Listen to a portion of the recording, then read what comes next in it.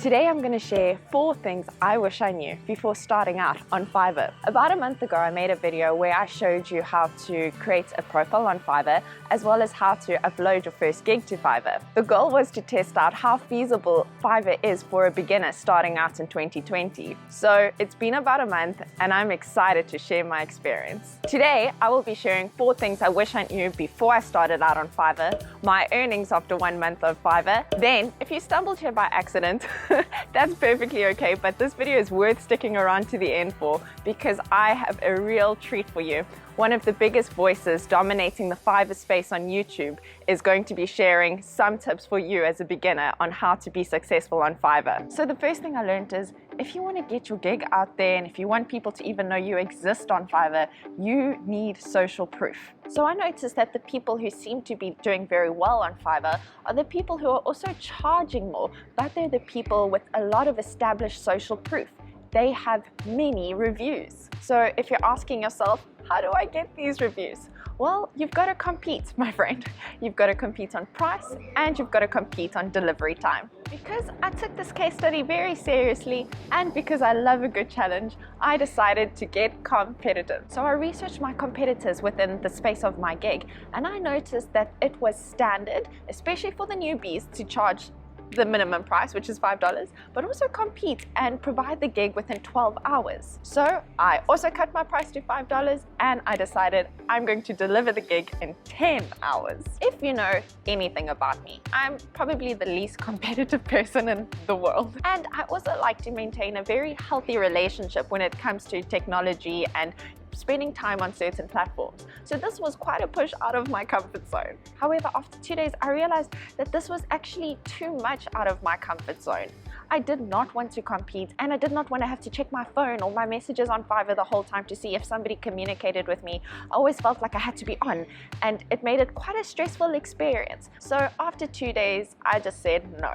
I'm moving the delivery time back up to 48 hours. I'll keep my price at $5, but needless to say, the impressions dropped and nobody contacted me. So the lesson I learned is if you don't choose to compete, there are people who may stumble across your service, and if you do end up working with them, it fits within your boundaries and hey, you might enjoy the experience a lot more, but you might also choose to compete. And if you're willing to sacrifice, yes, you might be on edge for about a month or so, but if you compete and if you strive for that social proof, it can serve you and your gig and actually give you a chance to have a space to get your voice heard and to get your gig seen. The second thing I didn't know is that you have the option to submit your offer to buyer requests.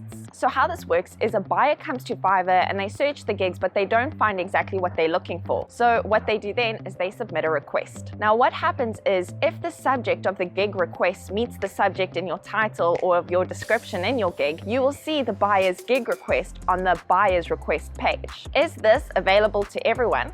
Well, I checked out the Fiverr website and it actually said that this is not available to everyone. Maybe it's got something to do with the social proof I mentioned in the first tip. Also, if sellers misuse this function and they start advertising all of their gigs to these buyers and the buyers complain, then you do stand the risk of getting your account disabled. So in my first video, I mentioned the importance of being honest about what your capabilities are and communicating this authentically and honestly. And I'm bringing this up again here because if you are responding to a buyer request, you might have the desire to overpromise, but actually you can't really perform at the level at which you're promising. So rather just consider what is the buyer asking for and how do your skills align with it, and rather undersell but overdeliver. There are many opportunities on Fiverr, but you've got to choose those that align with your joy and with your strength. So I originally started out on Fiverr hosting a gig to create Pinterest pins because I love designing Pinterest pins. However, I saw that there was an opportunity to design YouTube thumbnails too. But then I also noticed that there was an opportunity for me to do keyword research for PPC campaigns, which I also enjoyed. What's interesting for me though is that you can post a gig on Fiverr, but from my experience at least, everybody first contacted me through a DM,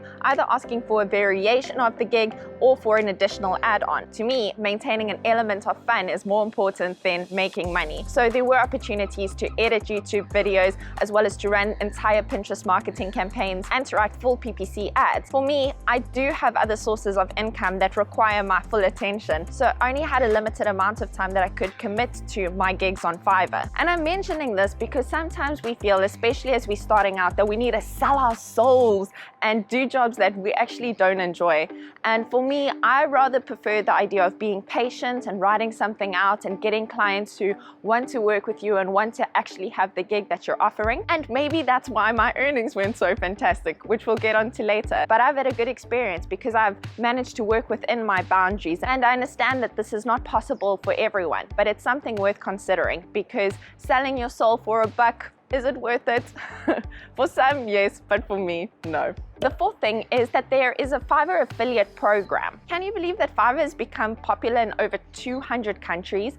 And this kind of makes sense because their gigs are a variety and they really do go across many different categories. So not only can you earn money from hosting a gig on Fiverr, but you can make money from referring new buyers to the Fiverr platform. So from my research, there are 2 ways in which you can earn affiliate revenue from Fiverr. There's the Fiverr CPA, which is where you can earn between $15 to $50 depending on which service your first-time buyer is purchasing. Then there's the Fiverr Hybrid, where there is a fixed CPA of $10 for first-time purchases and rev share for 12 months. You can also promote Fiverr Pro, where you can earn a generous $150 for all pro services. And then you can also promote Fiverr Learn, where you get 30% of every course order. And to be honest, I have no idea what the and co option is, but you get 50% if you drive traffic there. So the first option I discussed, the Fiverr CPA, I said you could earn between $15 to $50. This just explains which services the first-time buyer would have to purchase. As you can see, it's service dependent and category dependent, and this ultimately results in what commission you will be earning. So let's say you do decide to become an affiliate for Fiverr. You will have a link which people can click on, and that will drive them to the Fiverr website. Now that link is valid. It's called a cookie. The cookie is valid for 30 days. So from when someone clicks on your link to when they decide to actually make their first purchase, that needs to happen within 30 days if you want to earn that affiliate commission. You are also able to deep link, and if you want me to make a future video just explaining how to do the deep linking process, I can definitely do that. But I made a video on Pinterest for Pinterest marketing. And in that video, I spoke about the gig that I do host on Fiverr. So in the description of that video, I had a link that went to my gig, but what deep linking means is that link goes to a specific page on Fiverr. So I could send somebody directly to my gig, and I could make commission twice. One, if they actually purchased my gig, and 2, if they were a first-time buyer. There is one drawback about this affiliate program, and that is that this is only applicable to first-time buyers. So if somebody is already a buyer on Fiverr and you're directing them somewhere specific, you're not going to make money. You can only benefit from first-time buyers. Now I'm going to tell you how much I made on Fiverr after being on the platform for a month. I made a grand total of 1 sale, and that means I made $4. So the price of the gig was $5, and after Fiverr took their commission, I made $4. Like I said, I did turn down a bit of business, and at this current point, I'm talking to someone about doing a gig for $80, which is quite a bit of money, but nothing sealed. So I'm still saying that for the first month on Fiverr, I only made $4, and I'm quite happy with that because my experience on the platform was joyful. I did what I wanted to do, and I said no to work I didn't want to do. So like I mentioned, I'm new to Fiverr. I've only been on Fiverr for just over a month. So for me to give you expert advice, I'm not even going to claim to be an expert. However, I'm thrilled to introduce you to my friend Wayne, who has had a thriving career on Fiverr. He started out using Fiverr as a bit of a side hustle, but now manages to make a full-time income on Fiverr. Excited to hear from you, Wayne. Can't wait to hear about your story and your tips. Hit us with some knowledge. Hey Marks, thank you so much for having me on your channel. My name is Wayne. I am a voice actor who is a full-time freelancer on Fiverr. So I've been on the platform since 2016, and what started as a side income quickly transitioned into my full-time income after about 8 months. So I wanted to share just a couple tips with you that I've learned over the course of my years of selling on Fiverr. So one of the most important things about starting on Fiverr is to first identify your strengths and marketable skills and talents with regards to the services that you offer. And the first part is to figure out which category you're going to sell in based on the services that you want to provide, whether that be copywriting, digital marketing, creative services like photography or logo design or even voice acting. But more than that, today it's all about specificity and trying to find what makes you as a freelancer unique and marketable. So instead of just creating a blanket gig like a copywriting gig, really think about your own life and work experiences that you can bring to your gigs to create a tailored experience for potential buyers.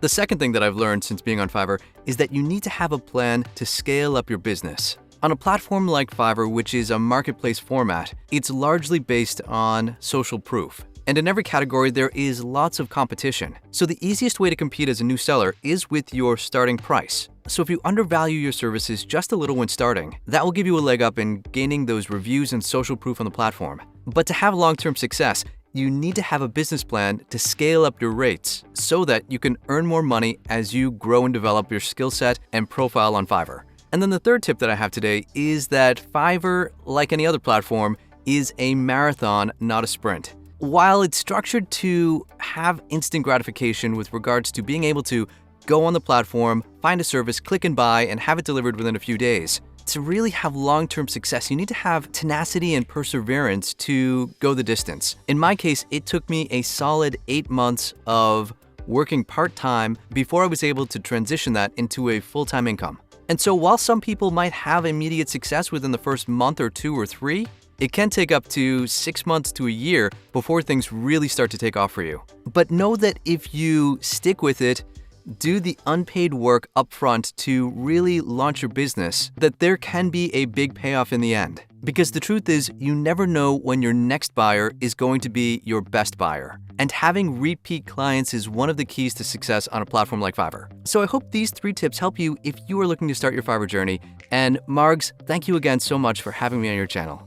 Thanks so much, Wayne, for sharing your knowledge with us. Guys, if you want to learn more about Fiverr, the nitty-gritty, the details, do go over to Wayne's page because you're going to get a lot of education. And as you can see, he articulates it in a way that really speaks to your heart, but speaks to your head and also helps you to just get things actioned. So go over and check Wayne's page out. And again, thanks so much, Wayne, for sharing your tips and advice with us. So guys, if you haven't started out on Fiverr, do check out my tutorial for how to get started. But if you enjoyed this case study, I also made a case study on my first month on Medium that you can check out that you might enjoy. However, I hope you found this content valuable and I'm thrilled to see you in my next video. Bye-bye.